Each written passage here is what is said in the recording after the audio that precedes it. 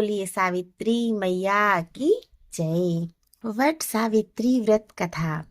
भद्र देश के एक राजा थे जिनका नाम अश्वपति था। भद्र देश के राजा अश्वपति के कोई संतान न थी। उन्होंने संतान की प्राप्ति के लिए मंत्रोच्चारण के साथ प्रतिदिन 1 लाख आहुतियां दी। 18 वर्षों तक यह क्रम जारी रहा। इसके बाद सावित्री देवी ने प्रकट होकर वर दिया, राजन, तुझे एक तेजस्वी कन्या पैदा होगी। सावित्री देवी की कृपा से जन्म लेने के कारण कन्या का नाम सावित्री रखा गया। कन्या बड़ी होकर बेहद रूपवान हुई। योग्य वर न मिलने की वजह से सावित्री के पिता दुखी थे। उन्होंने सावित्री को स्वयंवर तलाशने के लिए भेजा। सावित्री तपोवन में भटकने लगी। वहां साल्व देश के राजा विमुतसेन रहते थे, क्योंकि उनका राज्य किसी ने छीन लिया था। उनके पुत्र सत्यवान को देखकर सावित्री ने पति के रूप में उनका वरण कर लिया। ऋषिराज नारद को जब यह बात पता चली तो वह राजा अश्वपति के पास पहुंचे और कहा, हे राजन, ये क्या कर रहे हैं आप? सत्यवान गुणवान है, धर्मात्मा है और बलवान भी है, परंतु उसकी आयु बहुत छोटी है। वह अल्पायु है। 1 वर्ष के बाद ही उसकी मृत्यु हो जाएगी। ऋषिराज नारद की बात सुनकर राजा अश्वपति घोर चिंता में डूब गए। सावित्री ने उनसे उनके दुखी होने का कारण पूछा तो राजा ने कहा, पुत्री, तुमने जिस राजकुमार को अपने वर के रूप में चुना है वह अल्पायु है। तुम्हें किसी और को अपना जीवन साथी बनाना चाहिए। इस पर सावित्री ने कहा, पिताजी, आर्य कन्याएं अपने पति का 1 बार ही वरण करती हैं।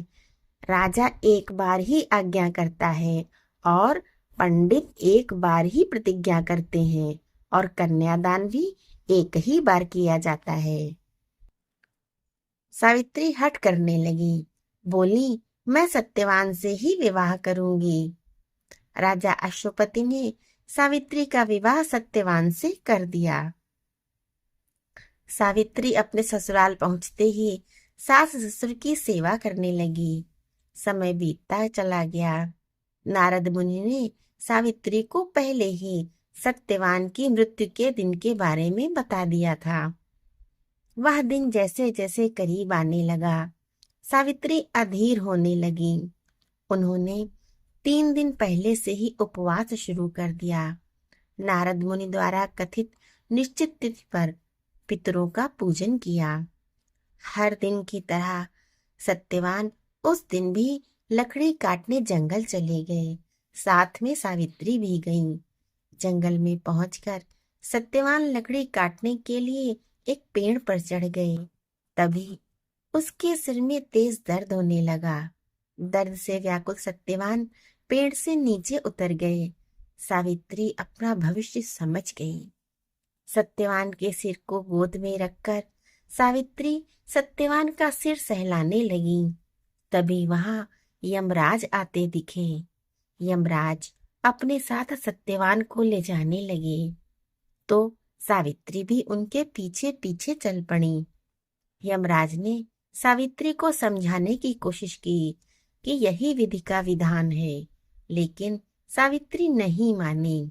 सावित्री की निष्ठा और पतिपरायणता को देखकर यमराज ने सावित्री से कहा, हे देवी, तुम धन्य हो, तुम मुझसे कोई भी वरदान मांगो। सावित्री ने कहा, मेरे सास ससुर वनवासी और अंधे हैं, उन्हें आप दिव्य ज्योति प्रदान करें। यमराज ने कहा, ऐसा ही होगा, जाओ, अब लौट जाओ। लेकिन सावित्री अपने पति सत्यवान के पीछे पीछे चलती रही। यमराज ने कहा, देवी, तुम वापस जाओ। सावित्री ने कहा, भगवान, मुझे अपने पति देव के पीछे पीछे चलने में कोई परेशानी नहीं है। पति के पीछे चलना पत्नी का कर्तव्य है।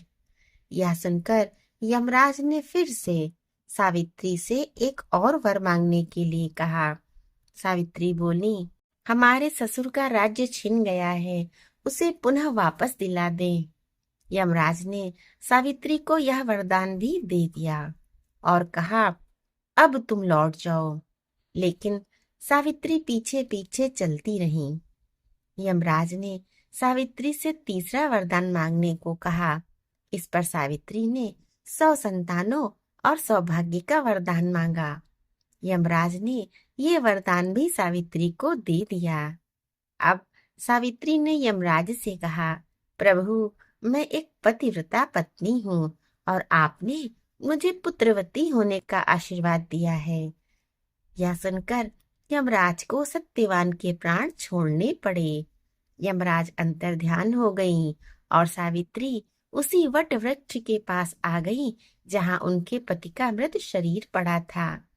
सत्यवान जीवंत हो गया और दोनों खुशी खुशी अपने राज्य की ओर चल पड़े। दोनों जब घर पहुंचे तो देखा कि माता पिता को दिव्य ज्योति प्रदान हो गई है। इस प्रकार सावित्री सत्यवान चिरकाल तक राज्य सुख भोगते रहे। वट सावित्री व्रत करने और इस कथा को सुनने से स्त्रियों के वैवाहिक जीवन या जीवन साथी की आयु पर किसी प्रकार का कोई भी संकट आया हो तो वो टल जाता है। बोलिए सावित्री मैया की जय।